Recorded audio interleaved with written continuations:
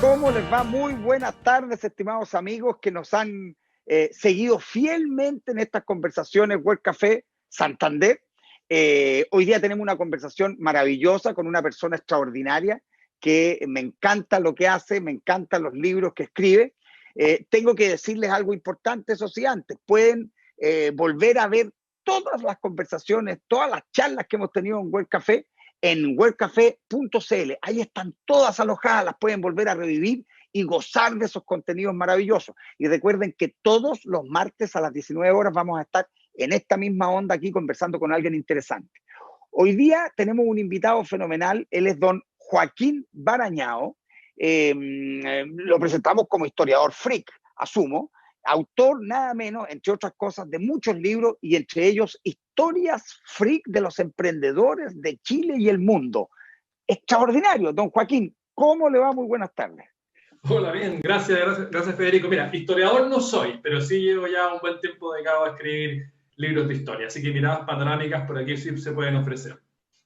Por eso que yo lo presento como historiador freak. El gremio, uno nunca sabe el gremio cómo va a reaccionar ante esos títulos nobiliarios. A ver, Joaquín, pero hablando muy en serio, tu formación, ¿de dónde vienes? ¿En qué te formaste?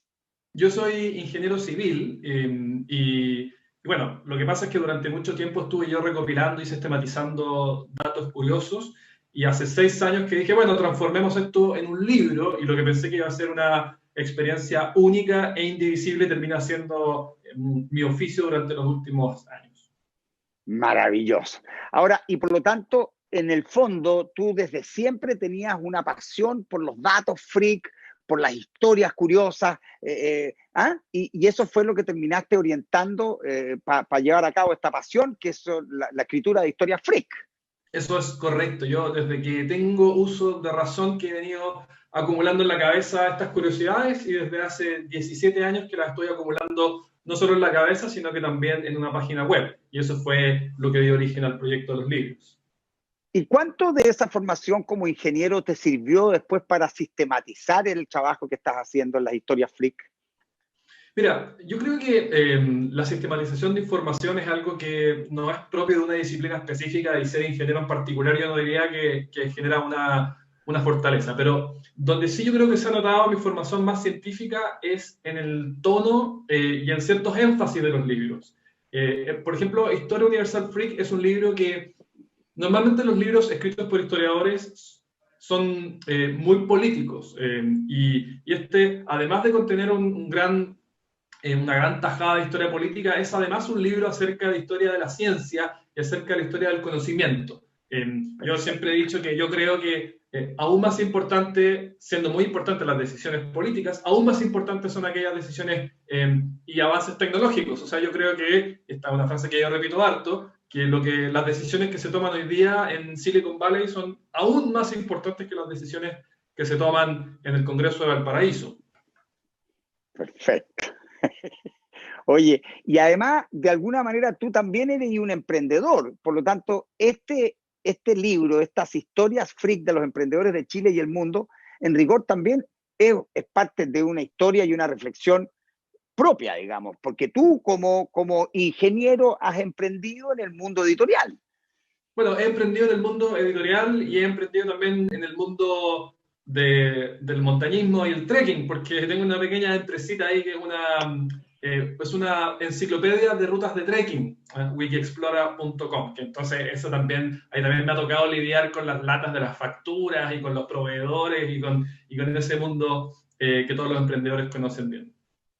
Fenómeno.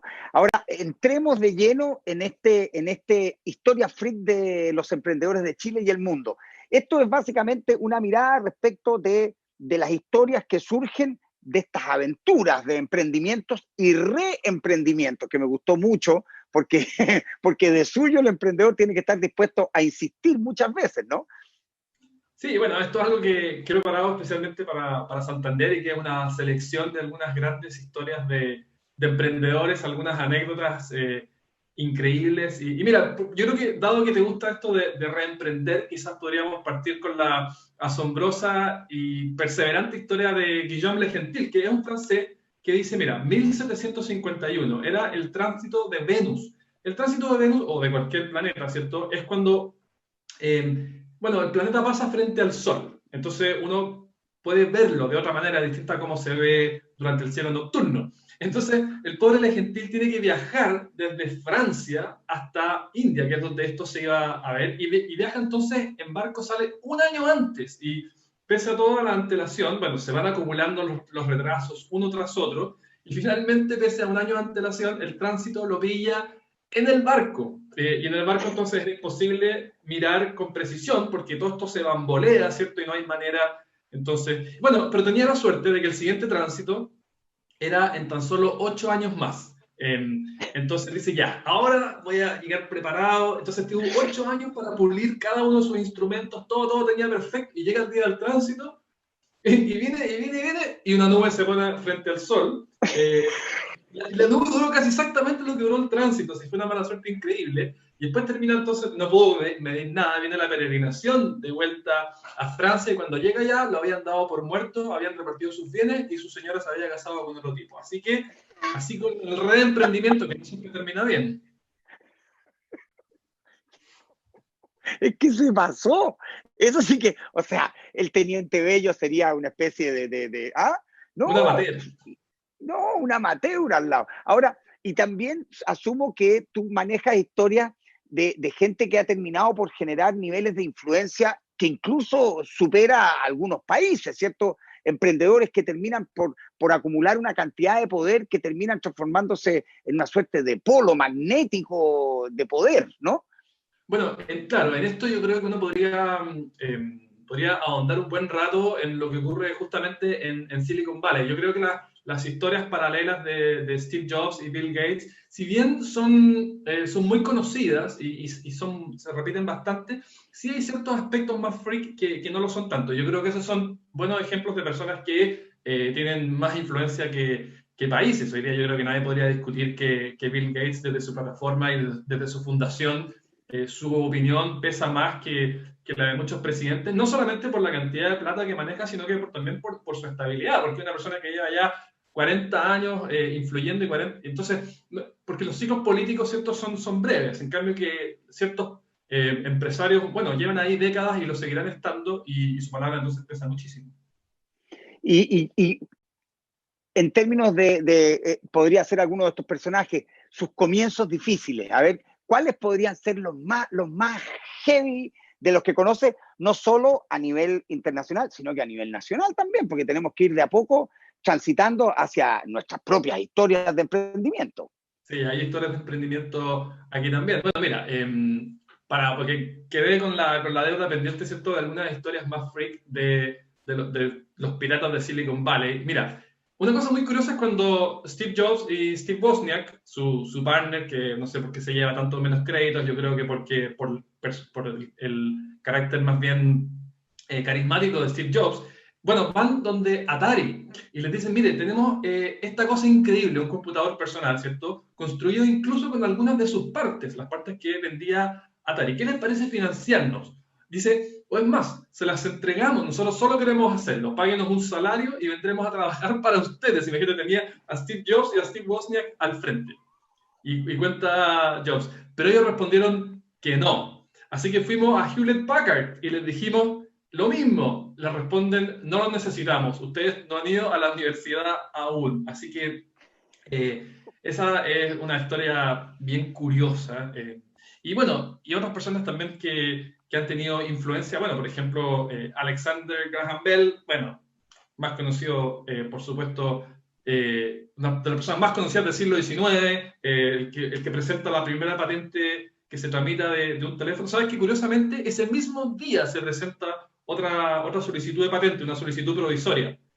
Y bueno, Bell es el que obtiene la patente, que termina siendo, en algún momento fue la patente más valiosa de toda la historia. Pero antes de eso había ido a Western Union y le escribió un memo. Entonces, ellos responden, perdón, él se los presenta y Western Union le escribe un memo acerca de la venta de los derechos. Y aquí te lo cito, mira, dice, este teléfono tiene muchas cosas en su contra como para ser seriamente considerado un medio de comunicación. El aparato no tiene ningún valor para nosotros. Así que de ese tipo de, son lo que yo llamo los oráculos, los futurólogos del pasado, y muchas veces entonces se mandan patinazos como ese. Y pues, hay muchos ejemplos más similares. Maravilloso. Es como cuando Stanley Kubrick le pide a IBM, ¿te acuerdas?, usar el nombre de su computadora, HAL, ¿cierto? Perdón, IBM 9000, ¿cierto? Que tú sabes que era la primera computadora que había hablado en la historia de la humanidad. Y entonces Stanley Kubrick, para Odisea 2001, ¿ah?, le dice a la gente de IBM, oiga, ¿puedo usar, por favor, su modelo? No, por ningún motivo. Y es ahí cuando él toma la decisión de llamarle HAL a su computadora, H-A-L, que si tú te fijas son las mismas 3 letras siguientes de IBM. Después de la I viene la H, después de la, perdón, antes de la I viene la H, antes de la B viene la A y antes de la M viene la L. Y por eso se llama HAL 9000, que corresponde al mismo número. Y por eso que al final de 2001, Odisea en el espacio, esa computadora canta, ¿te has fijado? Daisy, Daisy, give me your answer. ¿Ah? Porque esa es la canción que cantó el IBM 9000, que fue el primer computador de la historia que cantó. Pero IBM se perdió la oportunidad. Bueno, IBM también se perdió la oportunidad de comprarle el software a Bill Gates, porque Bill Gates va y IBM dice, no, viejo, si el software es un detalle, en realidad las lucas están en los tarros. Y yo me acuerdo, en mi primer año de universidad me dijeron que ese fue el mayor error de gestión de la historia. Oye, y Stanley Kubrick en esa película tiene otra historia curiosa de emprendimiento. Él de manera muy, podemos decir, emprendedora, va donde Lloyds, una empresa de seguros, a asegurarse ante el riesgo de que antes del estreno de su película encontrasen vida extraterrestre, porque decían, bueno, si encuentran vida extraterrestre, mi película como negocio se va a ir al carajo. Y nadie estuvo dispuesto a venderle esa póliza de seguro, nadie quiso hacer el cálculo. Después Carl Sagan dijo que las empresas de seguros se perdieron una buena oportunidad porque en esa época nadie estaba buscando sistemáticamente vida inteligente, entonces era imposible que ocurriese y menos en un periodo tan breve. ¡Qué fenómeno! No, si está lleno de esas historias. Bueno, los mismos suizos, acuérdate, le vendieron la patente del cuarzo a los japoneses, ¿cierto? Porque despreciaron esta cosa de este invento de un reloj a cuarzo, ¿cierto? Porque ellos hacían relojes mecánicos y le vendieron esta patente así como para que se nada, lo mismo. Y después tuvieron que recomprarle de alguna manera los derechos para poder desarrollar justamente relojes a cuarzo. Y mira, fenómeno. Similar a la historia de, bueno, los hermanos Lumière hacen la famosa presentación en el Salón Indian de 1895, que no es realmente la invención del cine, pero sí es el momento en que esta cosa ya adquiere cierto volumen ante el público, cuando ya se hace conocido. Y entonces va un famoso mago de la época, que se llama Georges Méliès, y les quiere comprar entonces esta tecnología y habla con el papá de los hermanos Lumière.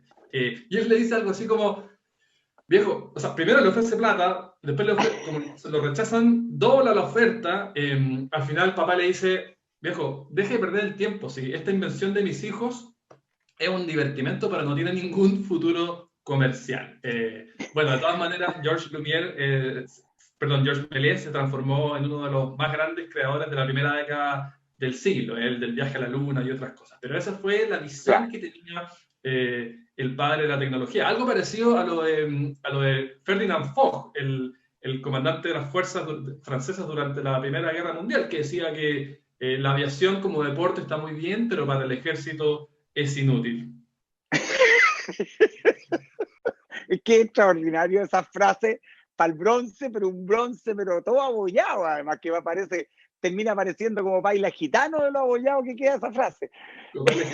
Y a veces no solo las frases, sino que también los actos. Por ejemplo, bueno, todo el mundo conoce la historia, ¿cierto?, de Vincent van Gogh, cuando se corta parte o toda la oreja, no está claro. Entonces lo trata este médico, ¿cierto?, Félix Rey, y ahí me puede estar fallando la pronunciación francesa, y entonces él lo compensa con, bueno, una de sus obras, y este tipo la ve, bueno, ¿y qué hago ahora con este mamarracho? Y de manera increíble la utilizó para reparar un gallinero. Tenía un Van Gogh original arreglando un gallinero. Bueno, Van Gogh vendió un solo cuadro en toda su vida, y eso que ya fue increíblemente prolífico. Durante los últimos 30 días de su vida producía más de 1 obra al día. ¿Y tú sabes a quién le vendió ese único cuadro? No lo sé. A su hermano. Ah, su hermano, claro. Que lo ayudaba todos los meses, un hermano lo más amoroso que tenía. Ateo, exactamente. Oye, a ver, y si es que estas historias freak de emprendedores del mundo, las bajamos ahora a nuestra realidad nacional. ¿Hay tantas historias en Chile como hemos ido viendo por aquí en la historia o no? Bueno, hay algunas. Yo creo que un ejemplo temprano y macabro, pero que hay alguna suerte de historia de emprendimiento es, bueno, la vajilla mapuche.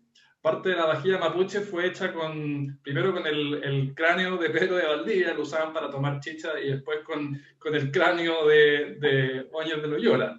Y además hacían instrumentos musicales hacían flautas con las tibias de los españoles capturados en batalla. Ese es un ejemplo propio del siglo XVI, pero ahí lo tenemos. Ahora, hay otros ejemplos, por supuesto, ese sería más un felices. emprendimiento muy primigenio, digamos. Un emprendimiento muy primigenio. Mira, otro brutal también, pero que era propio del siglo XIX, es que viene la Guerra del Pacífico, ¿cierto? Y bueno, inicialmente la Guerra del Pacífico era vista con mucha distancia por la gente de Santiago, porque la entendían como disquisiciones entre accionistas de esta empresa del norte, Ferrocarriles y Salitre. No le tocaba mucho la fibra al principio. ¿Y era contra quién? Bueno, contra los bolivianos. En esa época los bolivianos los llamaban los cuicos. ¿Cómo fue que la palabra cuico pasó a significar lo que significa ahora? Lo ignoro. Bueno, entonces traen a un tipo que en realidad era una especie de pirquinero y lo ponen en el Teatro Chalet, en el Cerro Santa Lucía, como una exhibición. Venga a ver lo que es un boliviano, venga a ver contra quiénes estamos peleando, y había que pagar unos pesos para poder admirar a este sujeto que el tipo poco y nada sabía de lo que era la Guerra del Pacífico.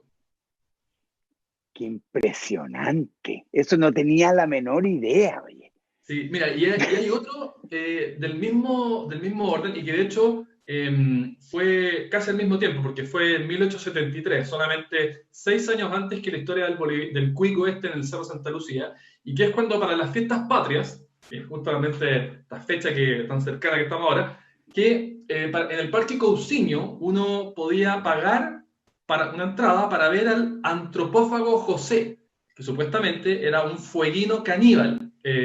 Así que ahí el diario El Ferrocarril cuenta, bueno, con generosa dosis de cosecha propia, que este fueguino no estaba disponible para el público porque ha estado enfermo desde su llegada a Santiago por falta tal vez de su alimento favorito. Sí. Bueno, no puedo creerlo. Y eso nos podría dar pie a hablar del emprendimiento más siniestro y más aciago de la historia de Chile, que fue en parte con los británicos, ¿cierto? Que fueron los zoológicos humanos de los fueguinos en Berlín y en París en 1889, que era una cosa pero total y completamente horripilante. O sea, los trataban como salvajes, les arrojaban carne cruda en Berlín y los hacían pasar hambre a propósito para que una vez que les daban carne, bueno, comieran de manera voraz para dar justamente esta impresión. Pero ese es el capítulo más triste de nuestra historia. Qué brutalidad más grande. Eso a mí todavía me duele en el alma, esas historias. Sí, son brutales. Y de hecho, parte de esa historia es la historia de Jimmy Bottom, ¿no? Claro. Que efectivamente, tú sabes esa historia, para que me la cuentes, sería fenómeno, digamos. Mira, no la conozco con tanto detalle, pero son estos misioneros anglicanos, ¿cierto? Que intentan convertir a Jimmy Button y bueno, entonces se lo llevan al Reino Unido, intentan, bueno, a ojos suyos civilizarlo, ¿cierto? Claro. Y la verdad es que no les resulta del todo y termina volviendo Jimmy Button No estoy seguro, me parece que fue la primera expedición del Beagle, el barco donde después vino Charles Darwin, aunque no estoy seguro. Bueno, ahí justamente Darwin es otro ejemplo interesante de estos, cómo se equivocan los futurólogos del pasado, porque él escribe que su propio padre dice, no te importa nada más que disparar los perros y cazar ratas, y serás una desgracia para ti mismo y para toda tu familia. Imagínate lo que dicen de uno de los científicos más importantes de la historia, y que fue en cierto sentido un emprendedor, porque, o en muchos sentidos, porque, bueno, aborda este viaje, es cierto que supuestamente iba a durar 2 años, bueno, al final dura casi 5, y eso antes de encerrarse, ¿cierto?, para abordar la pega que él tenía proyectado para su vida, que era ser un clérigo anglicano. Eso es lo que él iba a hacer, pero termina entonces reescribiendo la historia de la vida. ¡Wow! Se pasó. Y ahora, Joaquín, estamos conversando con Joaquín Barañao de estas historias freak de los emprendedores de Chile y el mundo. Y justamente hay casos así como Steve Jobs, chilenos, o no sé, te fijas, de grandes compañías y grandes y personajes que fundan grandes empresas en Chile que hayan tenido comienzos difíciles también. Bueno, hay una historia bien notable, quizás tú la conoces porque no es tan oculta, que es el gran salto a la riqueza de Andrónico Luksic Avaroa. Es fenomenal, es fenomenal, esa historia es fenomenal. Esa historia, ¿cierto? Que es cuando... Es fenomenal. Bueno, él tenía la mina Portezuelo, él era digamos, un empresario minero emergente, pero en ningún caso un gran empresario.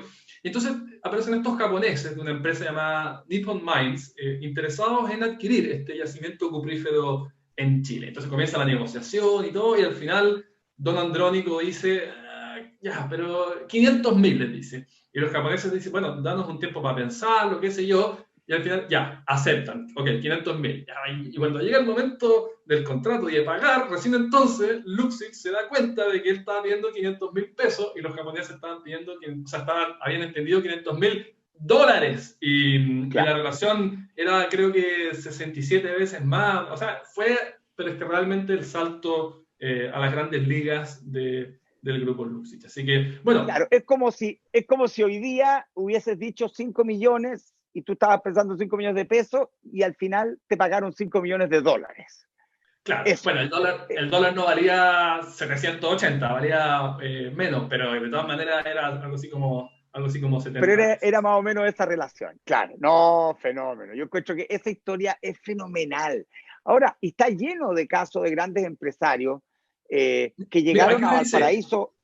Federico, aquí me dice, el dólar valía 140, así que ganó 140 veces más de lo que esperaba. ¡Qué extraordinario! Y lo que te contaba yo, que efectivamente hay en Chile hay muchos casos de grandes empresarios que llegaron a Valparaíso virtualmente solitos, con un rollo de tela bajo el brazo, y eso era todo lo que tenían, y de ahí para adelante empezaron y se transformaron en grandísimos empresarios de hoy en día, ¿no? Bueno, claro, algunos de esos, por ejemplo, los que venían en el Winnipeg, ahí, bueno, vendían, no es realmente un emprendedor, pero está, por ejemplo, Leopoldo Castedo, ¿cierto? El hombre que hace la versión resumida, no tan resumida, de la historia de Chile, de Francisco Encina, quien había vivido historias increíbles en la Guerra Civil Española. Se había terminado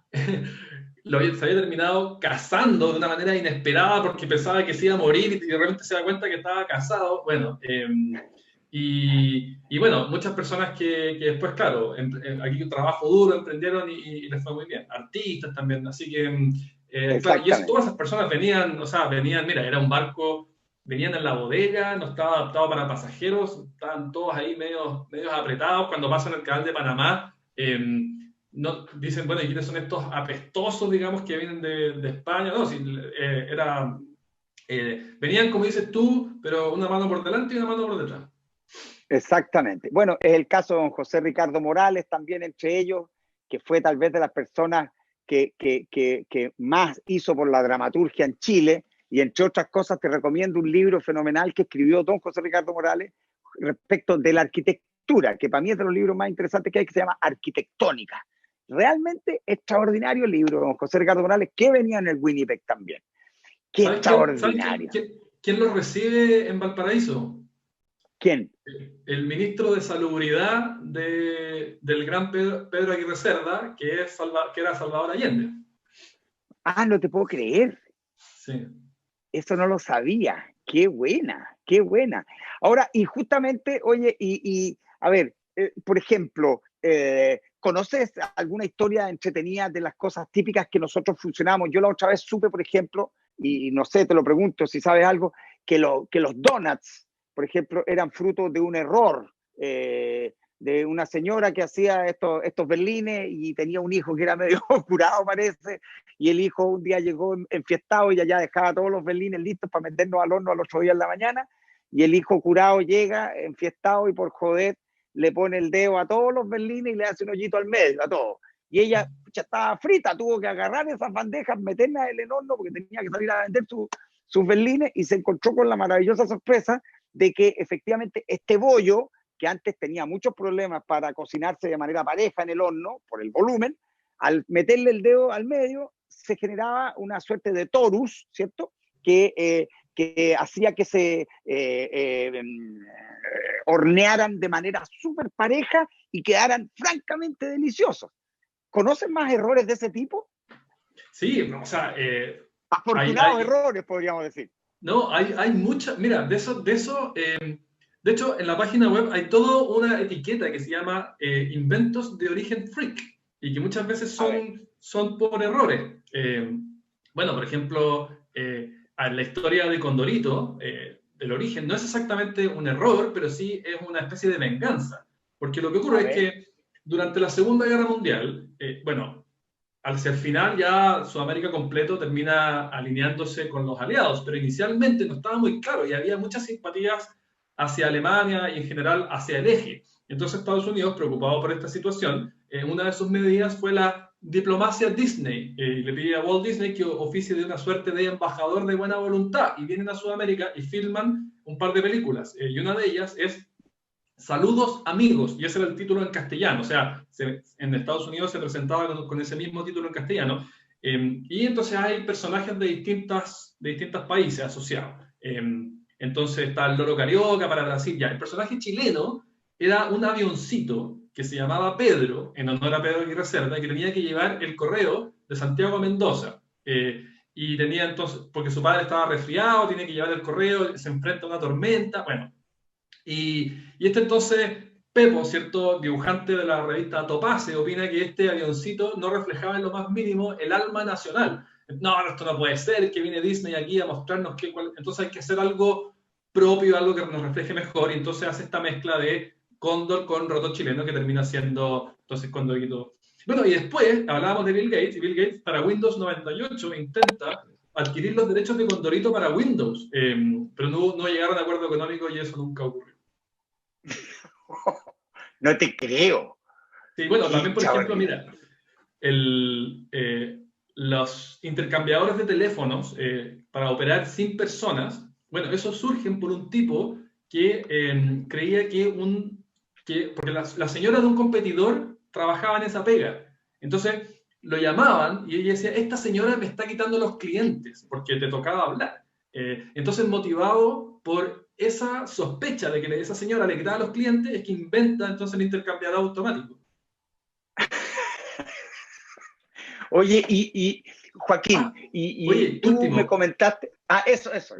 Y el microondas también. El microondas es porque un tipo que trabajaba en una empresa que se llama Raytheon, entonces se le derretían los chocolates en el bolsillo. Y dice, bueno, ¿y qué es esto? Entonces era por un problema, había un error en el diseño que emitía una cantidad, ¿cierto?, de radiación electromagnética que generaba ese efecto, y esto es como termina entonces inventando el microondas. Así que inventos surgidos por errores hay abundantísimos ejemplos. Tú me comentaste una puede ser del fundador de Hyundai en algún momento, o de una marca... Bueno, a ver, quizás, mira, lo que te puedo haber comentado, porque la historia del fundador de Hyundai es un poco diferente. Quizás lo que te comenté fue, por ejemplo, cómo Suzuki era inicialmente una fábrica de telares, o cómo Lamborghini fabricaba tractores, o cómo Opel fabricaba máquinas de coser, o cómo Nintendo fabricaba naipes. Quizás pueden ser cosas de ese tipo. Pero lo que ocurre con el fundador de Hyundai es que era un campesino bastante pobre, entonces intenta fugarse una vez 2 veces, 3 veces, y porque su familia esperaba que fuera de escuela agrícola en el campo. Y recién en su cuarta fuga termina entonces siendo exitoso y se va a la gran ciudad, se va a Seúl, y entonces en vez de ser maestro de escuela primaria termina fundando la mayor empresa de la historia de Corea.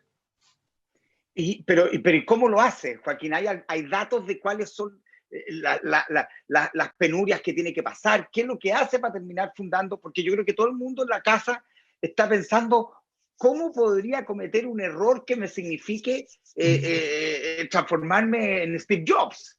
¿Ah? ¿Tienes información de eso?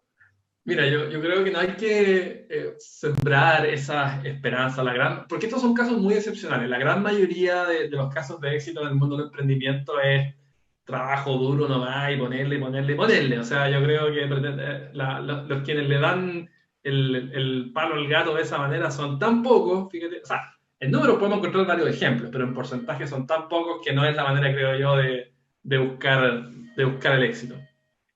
Extraordinario. Ahora, en Chile parece que no tenemos tantos casos así que sean muy mentados de estos tipos anecdóticos, ¿no? No sé, del mismo señor de Hyundai. ¿Cuántos casos habrán de eso en Chile? A mí me encantaría escuchar más historias de Chile, fíjate, de locales.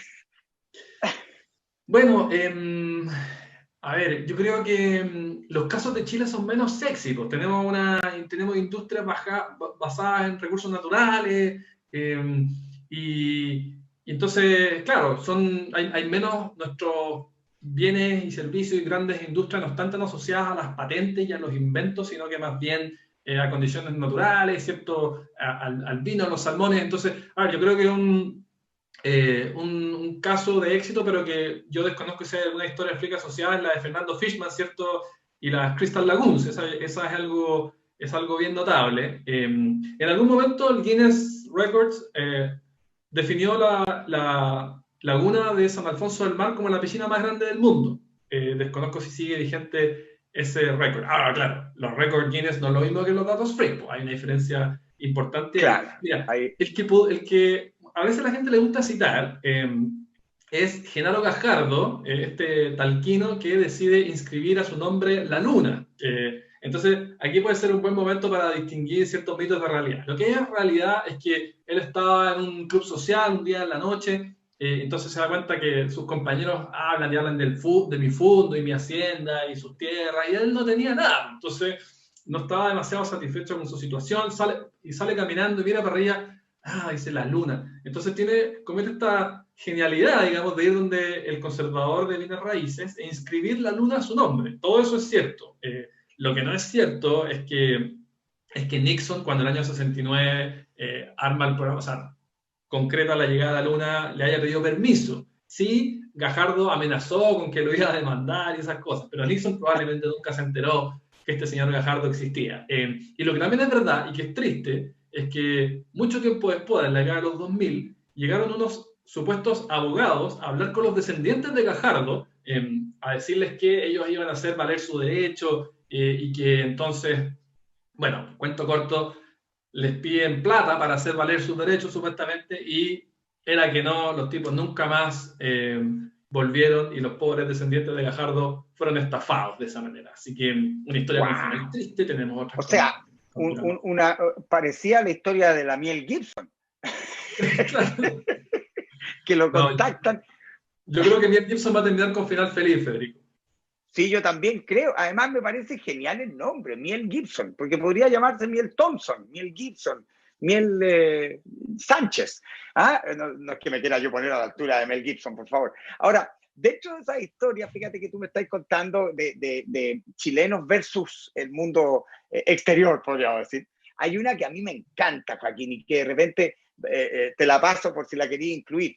A mí me sorprendió mucho porque el gran autor, filósofo José Ortega y Gasset, tú sabes que tiene un libro que se llama Meditación de la técnica y otros ensayos sobre ciencia y filosofía. En realidad, Meditación de la técnica es el nombre. Porque otros ensayos sobre ciencia y filosofía son, de alguna manera, otras ponencias que él ha dado y se incorporan. Y bueno, y este libro, yo me acuerdo, me sorprendió mucho la primera vez que lo tomé, porque es un libro que leo mucho, muy chiquitito, muy entretenido, porque en el prólogo él le da las gracias justamente a los piratas editores chilenos que justamente escribieron, o que mejor dicho, le regalaron un libro que él no escribió, pero sí le pertenece, digamos. Y que básicamente José Ortega y Gasset hacía unas charlas, en un ciclo de charlas en una universidad en España. Esas charlas se transcribían y se publicaban en el diario La Nación en Buenos Aires, y los chilenos, muy astutos, dicen, oye, esta cuestión está buena, y ellos lo van haciendo una compilación y terminan transformando eso en un pequeño librito que se llama Meditación de la Técnica, y autor José Ortega y Gasset. Y un día José Ortega y Gasset va a una librería y se encuentra con este libro. Entonces es fenómeno, porque él dice, me encontré con un libro que es mío, pero que yo no he escrito. Entonces termina agradeciéndole a los piratas editores chilenos este regalo que le hacen. Ahora, yo creo que el agradecimiento debe haber sido una parte, pero después tiene que haber habido su par de penas del infierno para los editores que llevaron a cabo este libro, por supuesto. Claro. Pero date cuenta, o sea, nosotros tenemos el honor, muy entre comillas, de ser coautores de un libro de José Ortega y Gasset. Date cuenta. Fenómeno. Hay una historia más o menos similar cuando C.S. Lewis, el autor de las Crónicas de Narnia y otros, escribe un libro que se llama Una pena observada, porque se le muere su mujer, Joy. Y lo escribió anónimo. Entonces amigos suyos le mandaban el libro y le decían, yo creo que este libro te puede ayudar a superar tu dolor. Oye, mira, bueno, otro emprendimiento chileno es que, bueno, sabes que durante la colonia, finales de la colonia y todo, bueno, a un costado de la Plaza Mayor se instalaban los vendedores de hojotas. Y aquí los freaks no el emprendimiento, sino lo que ocurría después, y es que las sobras después eran utilizadas de manera masiva los domingos para guerra de hojotas en el cauce del río Mapocho. Sí. Bueno, además hacían guerras de piedrazos que describe José Sapiola. Esto ya no está relacionado con los fabricantes de hojotas, y dice, jamás faltaban guerreros de uno y otro lado del río, entre chimberos y santiaguinos. Los días festivos esto no podía faltar, y gran parte de la población del sur del río, por afición o necesidad, acudía a esas batallas de lanzamientos de piedras. ¡Wow! Oye, Joaquín, ¿y por qué no me cuentas algunas historias, por ejemplo, de alguno de tus otros libros de historias freak, por ejemplo, del mundo del deporte, que también hay muchísimas? Yo me acuerdo de haber hablado contigo en algún minuto y los encontraba fenomenal, o cualquiera de los libros que tú has escrito de historias freak, que tú me contaras alguna de esas para deleitarnos nomás, que lo encuentro fenomenal. Bueno, mira, ya que hablando para seguir en tema de emprendimiento, está la historia de Steven Sasson, que trabajaba en Kodak. Bueno, Kodak, estamos hablando de los años 70, era o sea, casi monopolio de fabricación de películas fotográficas, o sea, tanto que hablábamos de el momento Kodak. Y entonces él, de manera independiente, era muy joven, tenía 24 años, y de a poco trabaja hasta inventar la cámara de fotos digital. Y entonces aquí está la cita de Sasson, que dice, mira, cuando se le presenta a sus superiores, estaban convencidos de que uno nunca querría ver sus fotos en una televisión. El revelado había estado con nosotros por más de 100 años. Nadie se quejaba de los revelados y eran muy baratos. Así que descartaron el tema, lo patentaron, pero no lo desarrollaron porque decían, nos va a caer con el negocio y qué sé yo. Y bueno, década de los 2000 y esta empresa se viene al piso y termina incluso declarando la bancarrota. Así que una cosa increíble de un emprendimiento que fue aplastado por sus propios superiores.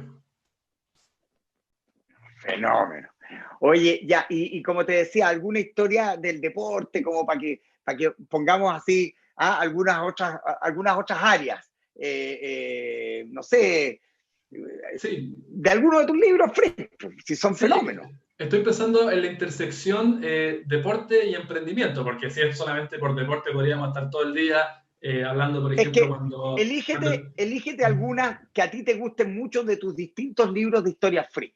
Eso, si quieres. Y con eso, si quieres, vamos haciendo un panorama general para que la gente pueda conocer tus libros y poder ir en busca de ellos. Digamos. Mira, ya te voy a contar una de un deporte, pero que, bueno, que un deporte slash juego tablero, igual es considerado deporte, que es el Go, este juego oriental. Y yo había pensado seleccionarla para esta conversación, porque si bien no es una historia de emprendimiento, sí es una historia de resiliencia increíble. Y es que el 6 de agosto de 1945, en Hiroshima, y ya saben a qué me estoy refiriendo, se estaba jugando ¡Wow! la final de un juego de un campeonato muy importante de Go. Y entonces están en la mitad del juego ahí, con público, y de pronto, ¡pah! Estallido, se rompen los vidrios de la sala donde estaban jugando, gente cae al piso, incluso hubo algunos heridos con los vidrios, y uno dice, bueno, comenzó la era atómica, hubo decenas de miles de muertos a pocos kilómetros de distancia, uno dice, bueno, naturalmente todas estas personas se fueron para casa a ver cómo estaban sus seres queridos. Bueno, ¿sabes qué ocurrió? Recogieron los vidrios, ¿ah? Y el partido continuó. Imagínate, la final de Go no se suspendió ni siquiera por la bomba atómica. Así que ahí tienen una historia de resiliencia. ¡Wow! Impresionante. Extraordinario. Oye, Joaquín, ha sido como siempre lo más entretenido que hay conversar contigo. Me he reído, he aprendido cosas, fenómeno. Así que de verdad, muchísimas gracias. ¿Ah? No sé cómo lo has pasado tú, pero yo he gozado por lo menos. No, yo lo he pasado bien. Mira, déjame contarte una última historia de emprendimiento. Hay más. Pues, mira, Todas las que necesites. ya. Una vez, por ejemplo, la historia de Kyle McDonald, que es un canadiense que el año 2005 dice ya, voy a iniciar trueques y vamos a ver hasta dónde logro llegar. Y parte con un clip rojo. Uno dice, ¿cuánto vale un clip? Esto no vale pero ni 5 pesos. Logró cambiarlo por un bolígrafo. Alguien dijo, este clip ya, bueno, ya te lo cambio por este bolígrafo. Y el bolígrafo lo cambió por otra cosa y siguió. Y hizo 14 trueques. Y el último trueque, sin gastar ni un peso, fue una casa. No. Ahora, una casa chiquitita, pero una casa. Sí, pero una casa que partió de un clip. Que partió de un clip sin gastar ni un peso adicional. Y otra historia que también tenía ganas de compartir es la historia del fundador de FedEx. Bueno, en los años 70 la empresa era en realidad un emprendimiento, o sea, una cosa muy chica todavía. Estaba en las últimas, se le estaba acabando la liquidez, no tenía para pagar los sueldos. Y ahí entonces los emprendedores que nos están escuchando, aquí es donde no tienen que sacar lecciones. Porque lo que hizo es que agarró las pocas lucas que quedaban, se tomó un avión a Las Vegas y se jugó toda la plata en el casino. No. Y de manera asombrosa, bueno, le fue bien y con eso FedEx logró liquidez y logró sacar adelante la empresa. Así que quizás es que esa bola en la ruleta caía en otro casillero, FedEx no existiría. ¡Qué extraordinario! Claro, eso es lo que no hay que hacer. ¿Ah? No hay que entregar tu destino a la ruleta, digamos. Es lo que no hay que hacer. Fenómeno. Bueno, insisto, muchísimas gracias, Joaquín. Lo he pasado excelente. No sé cuántos son tus libros, historia. Repasémoslo rápidamente. Historia, dime tú, ¿cuáles son los libros, los títulos? Son Historia Universal Freak, Historia Freak de la música, Historia Freak del fútbol, Historia Freak del cine, Historia Freak de Chile, y hay también un libro acerca del estallido social, que se llama ¿Qué nos pasó Chile? Que la idea es presentar información para no sucumbir en el océano de fake news. Oye, y espérate, ese último libro ya está editado y publicado? Sí, está publicado, está a la venta, así que la cosa funciona. Está en papel y digital también. Eso te iba a preguntar, ¿y dónde la gente los puede encontrar? Los libros en papel están disponibles en librerías, así que ahí pueden encontrarlos y están también a la venta en las plataformas digitales. Y en el caso de ¿Qué nos pasó Chile?, que es un libro con espíritu de divulgación y que además todas las ganancias se van a iniciativas para trabajar por la paz social, está gratis digital, también lo pueden descargar gratuitamente. Fenómeno, extraordinario. Muchísimas gracias, don Joaquín Barañao. Le agradecemos a todos los que nos acompañaron en esta conversación. Les dejo el dato de que pueden revisar todas las conversaciones que hemos tenido en este Web Café en el sitio webcafé.cl. Ahí están todas las conversaciones, se pueden volver a deleitarse con cada una de ellas. Y nada, estar atento porque todos los martes a las 19 horas vamos a estar aquí con una conversación entretenida. Web Café, Santander. Muchísimas gracias al Santander, muchísimas gracias a don Joaquín Barañá. No, gracias a ti, encantado. Nos vemos, chao. Abrazo.